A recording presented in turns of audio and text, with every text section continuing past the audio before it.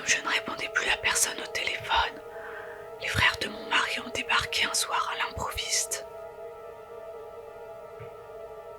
Je savais très bien ce qu'ils voulaient, planquer les dernières armes dans la forêt de Maubuisson à côté de chez nous.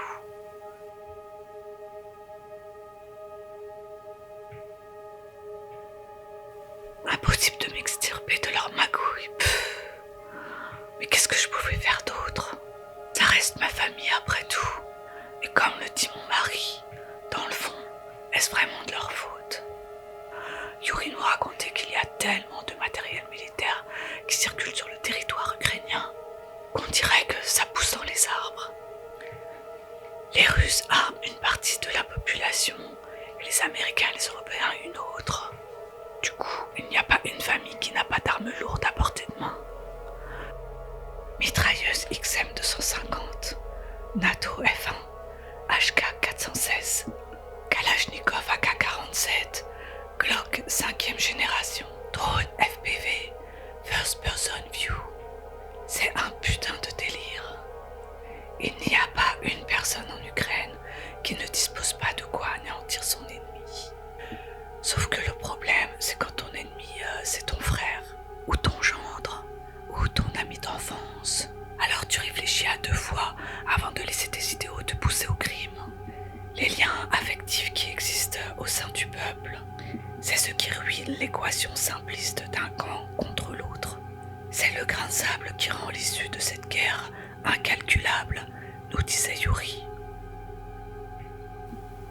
Alexander, lui, c'est un bon chrétien, marié avec 3 enfants qu'il emmène tous les dimanches à l'église. Avec sa femme, il n'aime pas ce qu'est devenu la culture européenne.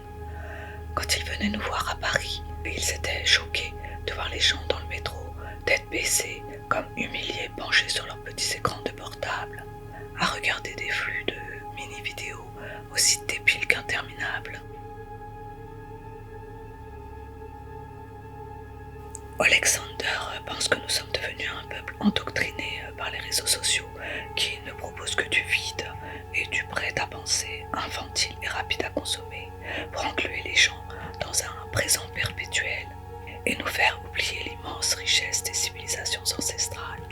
Selon lui, Internet a permis de rabaisser tout le monde au niveau des Américains, à savoir une jeune civilisation impertinente et aussi immature qu'un adolescent sous amphétamine.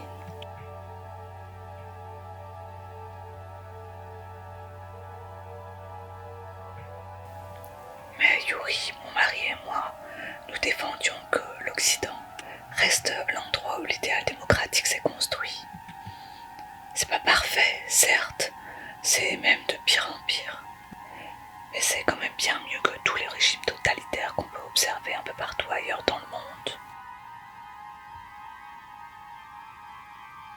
C'est ce que j'admire chez ma belle famille.